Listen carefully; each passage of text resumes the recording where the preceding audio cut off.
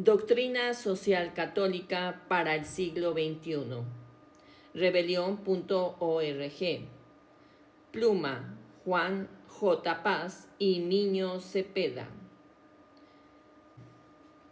En la historiografía tradicional fue una constante concebir a la Iglesia Católica bien como un eje de civilización espiritual desde la conquista y el coloniaje, versión conservadora, o bien como institución de oscurantismo y opresión, versión liberal, a lo cual se sumó la versión marxista dogmática, que simplemente redujo la religión a ser el opio del pueblo. Pero fue el filósofo Enrique Dussel el primero en cuestionar esas tradiciones ideológicas en su monumental Historia General de la Iglesia en América Latina, que coordinó con otros autores. Cabe encontrar una dialéctica entre la cristiandad opresora y la Iglesia profética popular, que ha permitido entender no solo el vínculo de las élites religiosas con el poder, sino la diferenciación marcada por una Iglesia vinculada a la defensa de lo popular.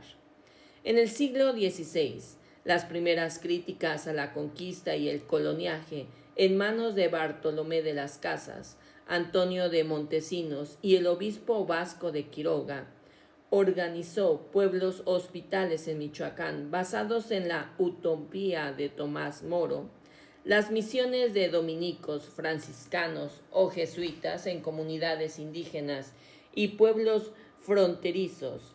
En el siglo XVII y XVIII, las reducciones o misiones jesuíticas del Paraguay, que crearon comunidades de indígenas guaraníes autónomas. El bajo clero durante las independencias, con figuras como Miguel Hidalgo y José María Morelos en México, y con mayor actualidad las comunidades eclesiales de base, desde la década de 1960, que mantuvieron la resistencia especialmente contra las dictaduras militares de la Guerra Fría. Puede entenderse que en América Latina, si bien no surgió una DSI, sí se configuraron momentos históricos en los que se denunció el sistema de opresión y explotación, incluyendo formulaciones teóricas y también prácticas en defensa de las poblaciones sometidas y explotadas. Tampoco puede sostenerse que la Iglesia europea fuera siempre monolítica y al servicio de la opresión. Cabe recordar a los padres de las iglesias siglos IV y V, como San Juan Crisóstomo, para quien el rico es un ladrón, los movimientos medicantes del siglo XIII, el humanismo cristiano del siglo XVI con Tomás Moro, el catolicismo social francés y alemán, siglo XIX, y finalmente el nacimiento de la DSI. El Papa León XIII, con su encíclica Rerum Novarum, fue el fundador de la DSI. Estaban en pleno avance el capitalismo europeo, de modo que el Papa defendió la dignidad de los trabajadores y la necesidad de su protección, con derechos que impidan los abusos de la industrialización. Le siguió Pío XI con 40º año, quien retomó el tema obrero y adicionalmente condenó el fascismo, los totalitarismos y el marxismo. La Revolución Rusa triunfó en 1917, pero el gran renovador fue Juan XXIII, con Mater et Magistra, Pacem in Terris y la convocatoria al Concilio Vaticano II, que reformaron el culto y potenciaron la defensa de los derechos humanos y la paz mundial. Pablo VI, en Popularum Progressio, habló de desarrollo integral contra la brecha entre países ricos y pobres. Juan Pablo II escribió 3 encíclicas exaltando la dignidad humana y el trabajo, condenando el capitalismo salvaje, pero al mismo tiempo convirtiéndose en un actor fundamental en el derrumbe de la URSS y en un radical cuestionador de la teología de la liberación nacida en América Latina. En efecto, tras el Concilio Vaticano II, la Conferencia del Episcopado Latinoamericano en Medellín, 1968, consagró la teología de la liberación, TL. Entre sus teóricos cabe nombrar a Gustavo Gutiérrez, Leonardo Boff, Hugo Asman, John Sobrino, Juan Luis II, Helder Cámara, Manuel Larraín, Marcos Magrand, y el eje doctrinario fue la opción preferencial por los pobres y la denuncia de las estructuras del pecado, contra las que era socialmente lícito combatir.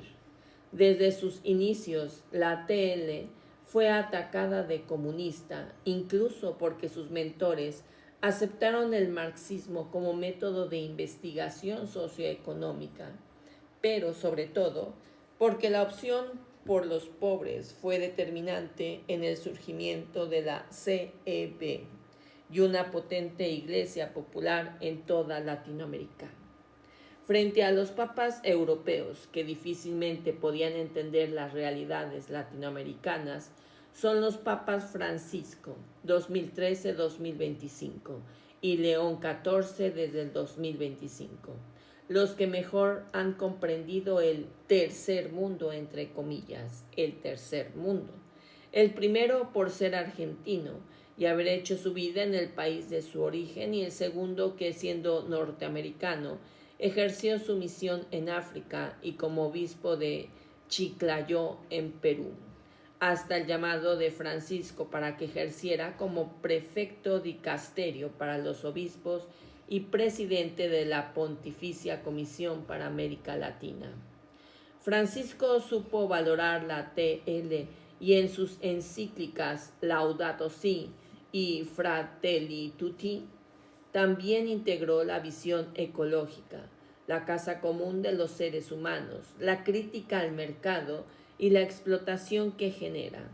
León XIV ha impactado enormemente en el mundo con su reciente encíclica Magnificat Humanitas, cuyo eje está en los desafíos éticos, sociales y humanos de la inteligencia artificial. Sus propuestas son inéditas. El pontífice advierte sobre el paradigma tecnocrático y el poder digital, que se concentran en pocas manos. La idea puede ser asimilada al concepto paralelo que introdujo el economista griego Yanis Varoufakis, tecnofeudalismo, el sigiloso sucesor del capitalismo 2024. Al analizar el tecnofeudalismo como era postcapitalista al servicio de una élite de nuevos señores feudales que se apropian del trabajo general de quienes usan redes y tecnologías actuales. El Papa aboga por desarmar la IA y la tecnología si se utilizan como instrumentos de dominación y demanda solidaridad y paz, con iguales críticas al afán desmedido de acumulación de riqueza y concentración del poder. Estas actualizaciones de la DSI obviamente han despertado las reacciones de la oligarquía tecnológica que domina el mundo y de aquellos que siguen viendo al fantasma comunista y la supuesta inclinación política de los dos últimos papas por el tercer mundo y los pobres. De modo que en América Latina, la DSI también ha pasado a formar parte de los progresismos, entre comillas progresismos, perseguidos y odiados por el imperio tecnocapital, el empresario oligárquico regional y los gobiernos de las derechas políticas que los representan. De otro lado, el Papa León XIV también ha realizado críticas directas y públicas a la administración de Donald Trump por sus agresivas políticas injerencistas en Irán o Venezuela, el recrudecimiento del bloqueo a Cuba, la persecución a los migrantes y armamentismo del país.